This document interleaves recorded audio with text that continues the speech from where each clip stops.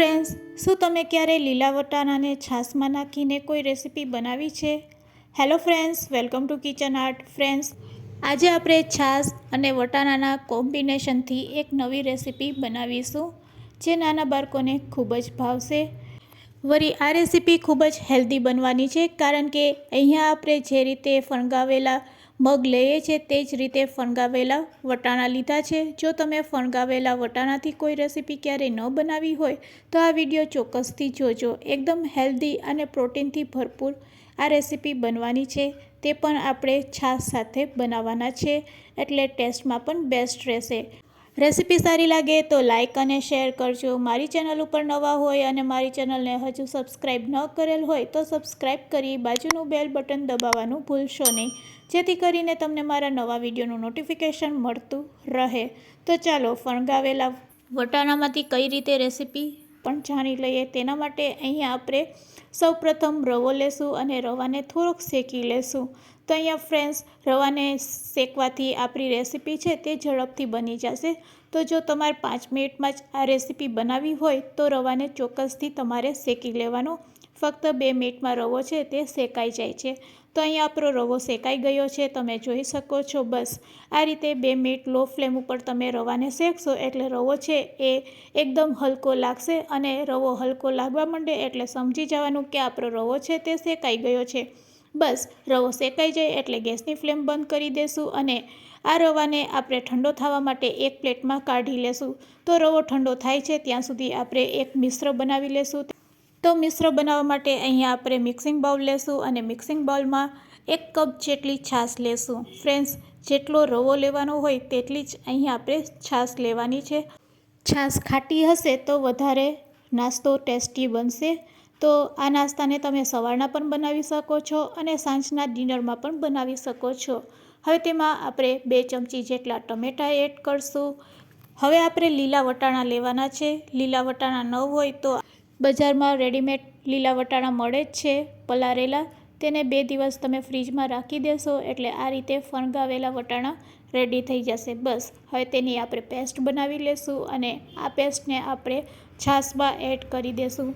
તો આ રીતે આપણે વટાણાની પેસ્ટ બનાવીને 2 ચમચી એડ કરી દઈશું. સાથે ચોપ કરેલી સમારેલી ડુંગળી 2 ચમચી, અડધી ચમચી જીરું, અડધી ચમચી ધાણા જીરું પાવડર અને સ્વાદ મુજબ મીઠું એડ કરી દઈશું. બસ આટલી વસ્તુ એડ કર્યા પછી આપણે તેને હલાવી લેશું. આ રીતે એકવાર મિક્સ કર્યા પછી હવે તેમાં આપણે રવો એડ કરવાનો છે.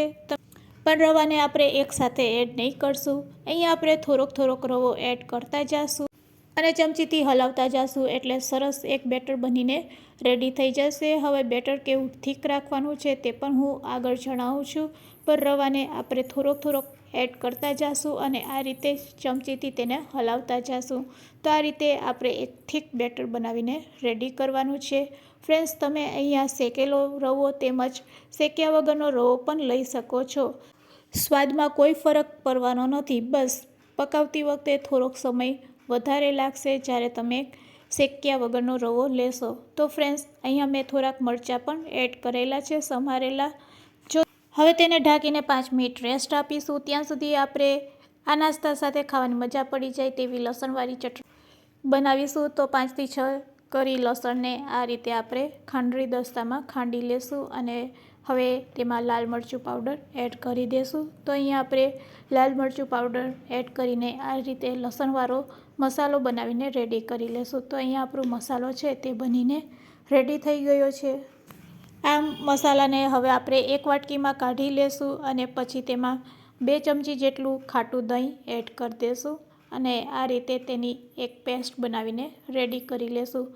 તો તીખી અને ચટપટી આ રીતે તમે ચટણી બનાવી શકો છો. ચટણીનો કલર વધારે સરસ લાગે તેના માટે આપણે થોડુંક કાશ્મીરી લાલ મરચું પાવડર એડ કરી દઈશું. બસ હવે તેમાં આપણે તડકો લગાવીશું. તેના માટે આપણે તડકા પેનમાં થોડુંક તેલ ગરમ કરીશું. તેલ ગરમ થઈ જાય એટલે તેમાં રાઈ એડ કરી દઈશું. રાઈ અને જીરું આ રીતે કકરી જાય એટલે તેમાં ચપટીક હિંગ એડ કરશું અને બસ આ તડકાને આપણે રેડી કરેલી ચટણીમાં એડ કરી દઈશું. તો એકદમ સરસ ચટપટી ચટણી આપણી રેડી છે નાસ્તા માટે. તેને સાઈડમાં રાખી દઈશું.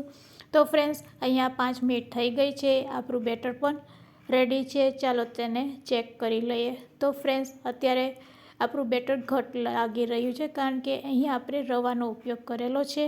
બસ હવે તેમાં આપણે ચપટીક સોડા એડ કરી દઈશું. તો આ રીતે 2 વાર ચપટી ભરીને આપણે સોડા એડ કરશું ખાવાની, અને એક્ટિવેટ કરવા માટે થોડીક છાશ એડ કરશું. હવે બેટરને આપણે હલાવી લેશું. હવે બેટર કેવું ઘટ રાખવાનું છે તે પણ જાણી લઈએ. જો આ રીતે સહેલાઈથી તે ચમચીમાંથી પડે તો સમજવાનું કે આપણું બેટર છે તે એકદમ પરફેક્ટ બનેલું છે. તો બસ આ રીતે તમારે બેટરને ચેક કરી લેવાનું.